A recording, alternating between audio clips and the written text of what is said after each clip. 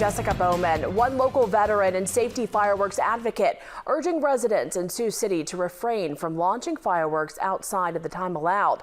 They say unexpected firework explosions can trigger PTSD. KTIV's Matt Hoffman with more tonight on when fireworks are allowed in Sioux City. Eli Meiselman still suffers flashbacks to his time in the Israeli army, especially when he hears a surprise firework in Sioux City. He's urging residents to keep their firework use to the July 4th holiday, when he says veterans are more prepared to hear the snap and pop of fireworks. Some fireworks are worse than others. For example, the ones that are whistling on the way up are the worst because they really mimic rockets for me.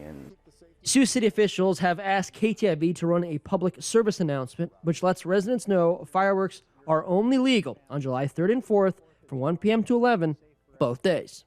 That is so crucial because when it gets you by surprise, it paralyzes you.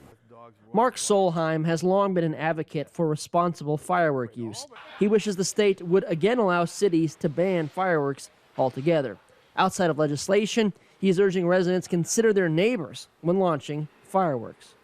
I think that pointing out the fact that the pain that's caused by the fireworks to your neighbors is very worth mentioning. Both men are encouraging residents to report illegal firework use, not to get your neighbors in trouble, but to document and compile statistics about illegal use. In Sioux City, Matt Hoffman, KTIV News 4. The city's website says discharging fireworks on public property like streets, parks, and alleys is a misdemeanor offense. Additionally, the city says no minors may discharge fireworks without parental supervision.